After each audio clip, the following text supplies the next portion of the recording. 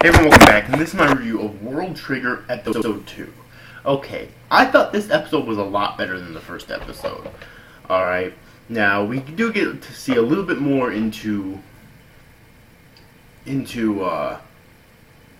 Kuga. In this episode, we learn that he's actually a neighbor, and I think that was mentioned in the last episode, but we do learn he's actually a neighbor, and those monsters that come through the portals actually aren't neighbors like everyone thinks they are. They're just, I'm guessing like machines. I forget what he called them, like technical term for it, but they're like machines, I guess, that were created by the neighbors to do battle for them. However, I guess Kuga doesn't need one because he has a trigger. And also the triggers, I'm guessing, were created by the neighbors. But then the border ended up stealing that technology to use it against the neighbor. And to use it for them against the neighbors. So that's pretty interesting right there. And also, we see fucking Kuga get hit by a goddamn car in this episode, which reminded me a lot of Parasite in certain ways, mind you.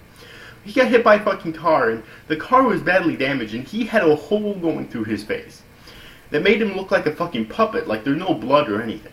Okay, it made him look like a fucking puppet, and then it just healed right back up again. And obviously the people in the car looked terrified of him because, well, why wouldn't they? He just nonchalantly handed them money, saying, "Sorry for busting up your car." Who the fuck says that when you get hit by a car?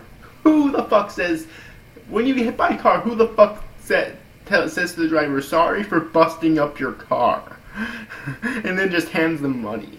Oh my god, that was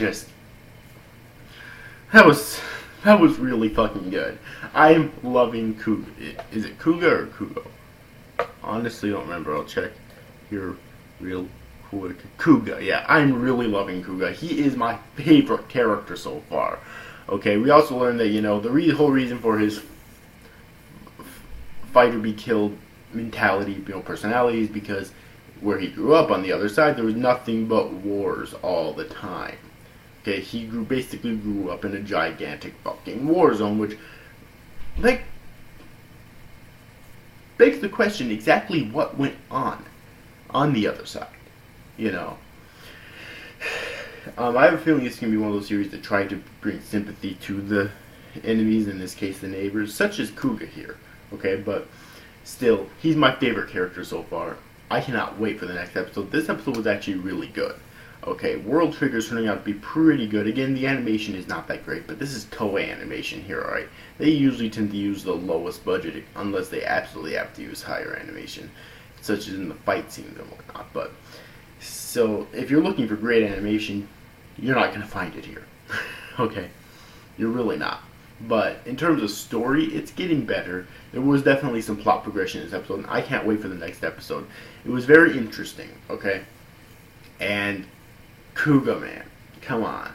How can you not love this fucking character? Like, I agree it is a little annoying how his lips always get fucking Chibified, like, all the fucking time. Like, I've heard some people say that. I do agree with that, but he's still my favorite character in the series so far. So, anyways, overall, I hope you enjoyed this review, guys. See you guys. Thank you for watching. Bye-bye.